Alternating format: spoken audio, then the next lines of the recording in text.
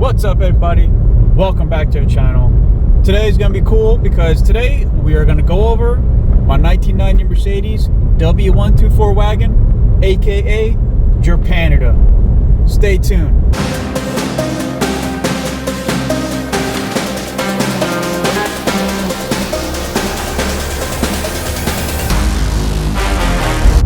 So it might not look like it, but I actually did a lot of work to this vehicle.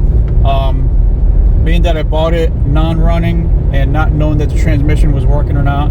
So I'm gonna just take a deep dive on this vehicle and show you guys what I've done to it. Obviously you saw the motor swap, you saw the suspension work, but I'm gonna go in the interior, other suspension, and just other things I've done with the vehicles. For being so low and having the coilovers under here and with the wheels and tires, this car actually drives really nice. So this is GERPANADA. This is my 1990 Mercedes W124. The reason why I named her GERPANADA is because it's a German car manufactured in Japan with a Canadian ADA VIN tag. It's got a British Columbia VIN tag and the A post. So I was like, how can I name this car? Then I just combined Germany, Japan, and Canada together. GERPANADA. It's one of a kind. I love it. And this is how the story goes. So I was actually scrolling on Marketplace and just for right-hand drive vehicles. And I saw this wagon. I'm like, oh, that's pretty cool. So I just clicked on it, you know, scrolling through the pictures. One thing led to another. And I found out that it was right-hand drive. And I'm like, I need this car. I want this car.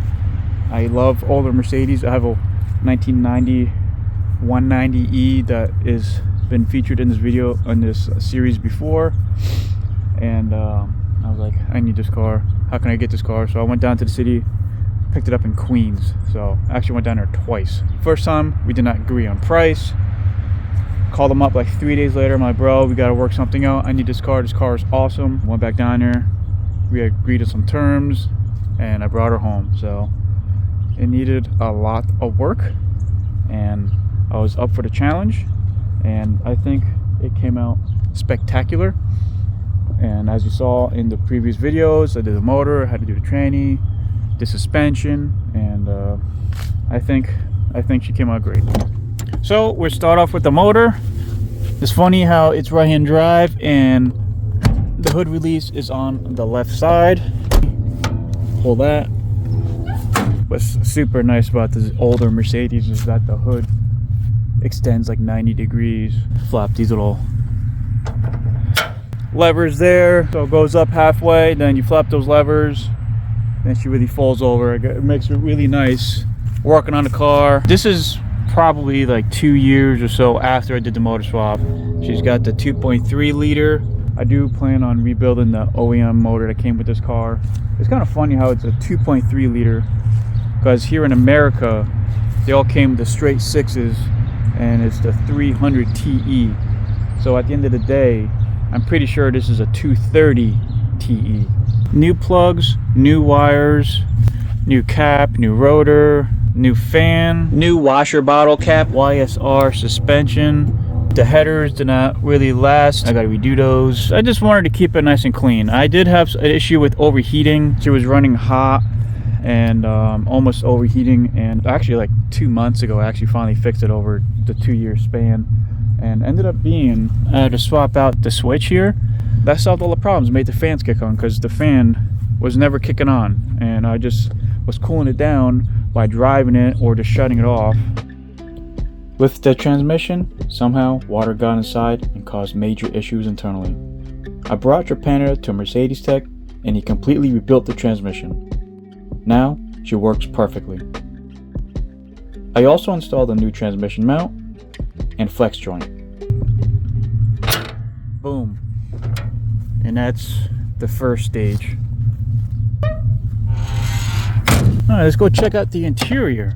Interior is, I love this interior. I know a lot of these cars in America came leather. Actually, I think all of them came leather. This one came with plaid seats, no sunroof.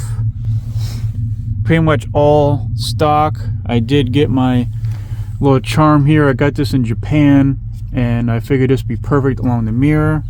This is the Becker radio. I bought it at a Becker Auto Sound in New Jersey. It's been refurbished, upgraded with Bluetooth technology, and best of all, the cassette player works. So I can listen to cassette tapes. They work fine. I actually listen to cassette tapes more than I listen to Bluetooth radio. Only aftermarket thing basically is this steering wheel. I absolutely love this steering wheel. This came with the car. I actually had a different center cap on there.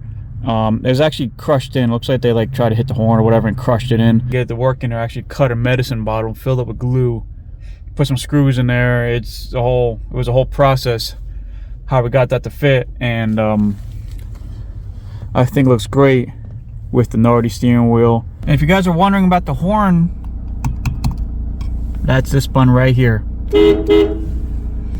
The B post, these actually were like peeling off, so I brought these down to my guy. He does amazing interior work, so he actually imported some vinyl. I don't know actually know where the vinyl came from, but it's like Mercedes vinyl, and I think they came out pretty good for the both sides. The rear is just all stock. So also underneath the rear seats, there's a lot of like amp wires. I'm assuming he had a stereo system hooked up in here, but I ripped all that out. I also ripped out the back camera that goes in the back, so all that had to go. That's funny because actually I had this whole interior gutted out, had the seats out, had the rug out, had everything out. There was actually a major wiring problem wrong with this car. Actually there is still some of a wiring problem because some of the door locks don't work. I had this door panel off. I had to fix one of the windows, didn't go up and down, so now all the windows go up and down at least, and I can actually lock the car from the inside. If I need to open it, I just open up this driver's side door with the key and get into the other doors with opening the inside door handle. So as long as I could lock the car and roll down the windows, I was happy. But yeah, I had the whole interior part. Wiring was, there's a wiring harness that goes in a tunnel or track in here, and there was some alarm in this car. I don't know if they put it in Canada, if they put it in Japan, if the previous owner put it in, I don't know, but it was pretty bad. So when you close this channel, the wiring got pinched and it shorted out, and it looked like it was shorted out for quite some time. So I actually rewired a lot of stuff, rewired a harness for the power door locks. I'm thinking maybe one of the wires came disconnected off the door lock. I'm not really sure. I'll get to that in the future. So I have the Manai backup alarm, which I'm going to install here in a little while, and also have a Mercedes-Benz ETC card reader, which I'm going to install. I actually found this at Legends of Drift. I think actually my buddy found it. I'm like, oh my goodness, I need this. So I'm going to stick this in the center console. Plan on doing something like right about there, so you can see that car shows and it still somewhat looks cool. Stay tuned for those two videos coming up in the near future. Going into the back here. So GERPANADA came with this purple tint on the back glass, and only the back glass. It had a cutout for the third brake light, and she don't have no third brake light. So I removed the tint, removed the glue to install the rear Venetian blinds. I had these shipped in from Bangkok, Thailand, and I picked black with somewhat of a gray or tan louver, so it goes with the car pretty good. And you can see them, you can adjust them, but I just left them there. I think they were pretty good right there. The back here, again, OEM, somewhat clean, just needs a decent cleaning. But when I first looked at the car, this dude had like parts. There was actually a transmission back here. This car also has the first aid kit and the triangle, which is super nice, because I know those pieces can be super expensive on eBay. Unfortunately, it did not come with a spare tire. The rear facing seats do work, but after some modification. This one actually here, these hinges here, had a problem with them. The bottom section was seized shut.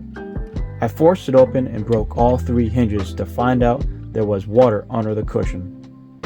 After cleaning up the water, I heated up the pins for a removal to make them work again. I welded up the hinges, cleaned and painted them for installation. Now the seats work as it should. Because obviously when you have a wagon, you gotta have the back seats. You gotta have the back seats working. Only thing that sucks though is the headroom is kind of close, but it's still a pretty chill spot if you want to just hang out, you know. So the exterior. So in the last video you saw that I put the YSR coilovers in here. I was thinking about doing air suspension, but that was going to be like $5 grand, and I was like, that's a lot of money to drop right now after I put all this money into the motor, the transmission, and all this other stuff. So I was like, you know what, maybe I'll just go for the YSR coilovers. It was nice that they make a coilover set for this car. I also did all the control arms, wheel bearings, brakes. I think I did all the suspension work on this car to make this car like I think this whole car is pretty much brand new, like with the motor, tranny, well, motor is half brand new, tranny brand new, all suspension brand new, brakes brand new, everything is like new tie rods, new sway bar links, new bearings, there's a lot of new stuff on here. I bought a lot of those parts from FCP Euro. They had a lot of stuff in stock, which was nice. Majority of those parts are Linforder, I think I'm saying that correct, or Mercedes, or Phoebe, I think is the other one.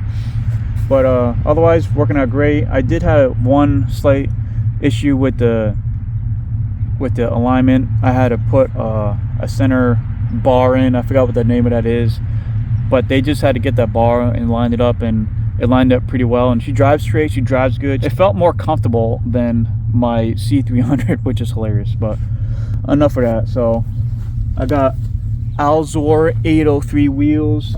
I love these wheels on this car. I love these wheels actually on a lot of Mercedes. They're the deep dish. The fronts are 205 40 17s, 17 by 8. Got the Kumo tires.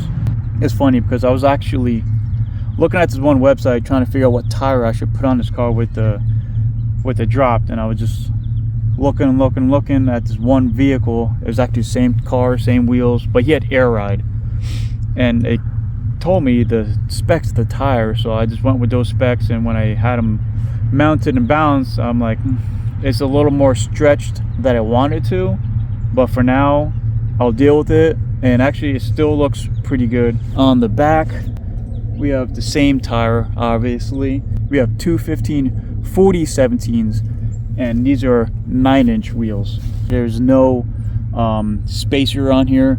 This is just a wheel, and got different lug bolts. I probably not going to do the stud conversion, even though I got them on my other Mercedes, but I'll figure that out as time goes on. But otherwise, these wheels look spectacular on this car, and if I want to put a different wheel on there, I can just crank up the suspension a little bit and rock it out. The exterior is pretty much OEM. I am pretty sure majority of this car is left along with the paint. I know this car's been painted here and there, but I don't think the whole thing is painted. I think it looks great the way it is patinaed out. Alright, so we'll go to the headlamps. The other headlamps are really ratty. Like the inside chrome is all peeling and stuff like that, and I was gonna refurbish them, and I just went on eBay for the heck of it, and I ended up buying two brand new style OEM headlamps, glass, for like a couple $100. So I just bit the bullet and bought the new headlamps. I did keep the LED lights that they installed previously. They're really nice. They do like 3 different colors on the fog and on the headlamp, and I thought that was pretty cool, because otherwise I wanted to keep everything like OG original, nothing LED, like all the tail lamps, roof lamps, light sprite lamps, all regular light bulbs. Just want to keep it mostly like original as possible, besides the stuff that I did. And got the glass fog lamp housings, which are pretty cool. I think those are pretty expensive. I was doing some looking on them. They look like they were a couple $100, and I actually refurbished these as well. I separated the glass from the housing, had the housings chromed and just really cleaned up the glass. Then what I did with the glass fog lamps and the headlamps, I paint protective film wrapped them to give it extra protection. I did have to get a new corner light because I broke it when I did the motor swap. I did add a Mercedes-Benz aftermarket bumper pole. The OEM ones were really nice, but they're like $500, so I just opted out and got the cheaper one. I made a bracket here just to make it look cool. AMG style front bumper. As of right now, the bumper is the only thing I painted right now. The color match is pretty good. I did not like the bumper that came on it. It actually looked just like this, but the center was all cut out and it looked super ricey, and I couldn't stand the look of it. So this came actually out of Ukraine, and I kept this black textured. I like this textured black more instead of having it painted the same color as the car. Got this custom Mercedes-Benz license plate made up from Stuttgart, Deutschland, Mercedes-Benz in 1990. Probably my favorite part of this vehicle is this grill badge right here. I did bring it to a couple of shows. Actually, when I got it done, the first show I went to was Atlantic City. I drove this car to Atlantic City, and I took it to a couple local shows, and the most special show was the R2 Expo at the New York International Auto Show. It happened to be the 125th year this car was there. I actually got a video of this car and the journey of going to that show. The link would be somewhere in this video.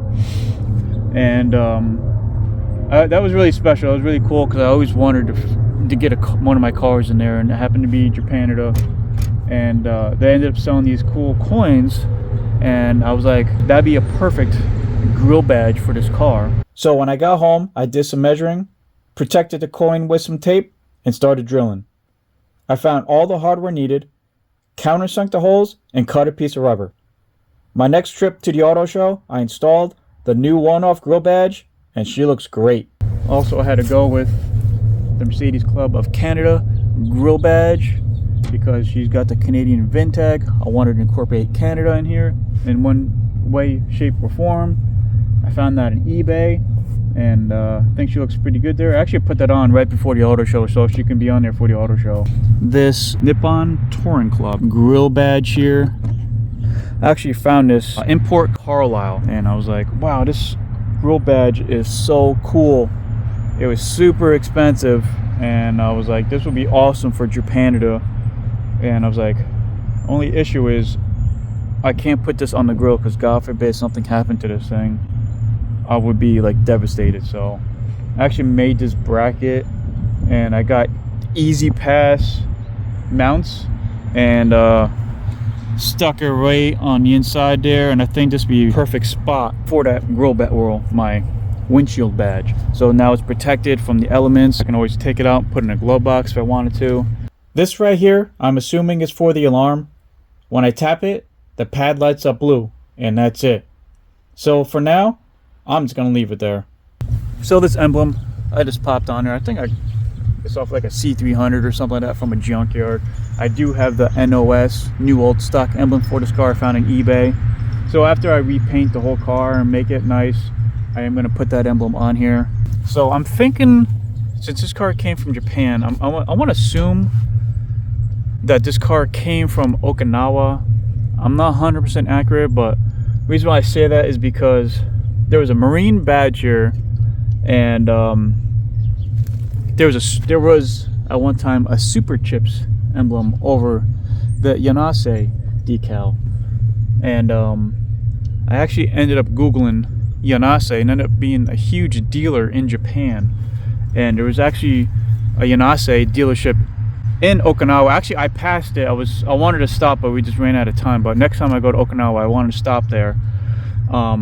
So reason why I assume it was Okinawa is because the Yanase in Okinawa, the Marine badge back here. So I'm assuming that the owner was a Marine, and there's a big Marine base, military base in Okinawa. So that led me to reason to believe that maybe this car could have come from Okinawa. And when I do go to Yanase, I'm gonna ask them for another sticker. I kept the OEM taillights in there. I did not want to do anything aftermarket. I think they look spectacular, just OEM as it is. I just threw this license plate on there. It was actually from my other Mercedes, but actually this license plate looks pretty good. When I went to the New York Auto Show, I put a Japanese license plate on there, so I'll probably just switch it out. When I was driving the car for an alignment, the exhaust broke and it started like dragging on the ground. And when I got the alignment, I was like, yo, maybe just weld up the exhaust, and come to find out they were going to charge like a couple $100 to weld it up. So I'm like, I'll weld it up myself. So I drove it back home, loud as hell, dragging, and just jacked it up, and looks like the pipe just came off the muffler. So I just welded all that back up, and right now she's pretty good. Then I just spray painted it like black, like muffler black, and she's actually holding up pretty good. So there are some blemishes with this vehicle. You see the top, the roof is faded pretty bad. This fender is different to the hood and faded. Got chips throughout here and there, you know, and looks like you got rear-ended or maybe backed into something over here. Got a couple dings and dents here and there, nothing too out of the ordinary. I did have a major dent fixed here before the auto show. You know, it's got like stupid stuff here and there, you know, ding, ding, ding. The hood is really wonky. Once I do the body work on this car, I'm gonna make it perfect. And but for now, she looks good. She's got some character, and this car is like 35 years old. So if that's mostly original, or more or less mostly original, then that's pretty good. When I eventually do paint the car, I'm 100% going to keep this color. I love this color. This color is really nice, and once it's all laid out nice and clean, smooth, buffed, polished, everything's all even with these wheels, tires, whatever, this car is gonna look spectacular. I just can't stop looking at it. It's just so cool, so unique. You don't really see a right-hand drive Mercedes. I am a big fan of right-hand drive vehicles. I love Mercedes. I love older Mercedes, and when I had the opportunity to buy this Mercedes as right-hand drive, and it's a wagon too, because I don't own a wagon, I'm like, I have to jump on this thing. And for doing all that work to this car, I think it was totally worth it. Hopefully you enjoyed the little series of GERPANADA and where she came from. I'm super excited with the car. I love it. I can't wait to drive it more. Stay tuned for more videos. I still have the open deck. I'm going to do more videos on that in the future. Subscribe if you want to keep following me, what I do. And that's it for this video. So thank you so much for watching. Please like, comment, subscribe, and we'll catch you next video very soon.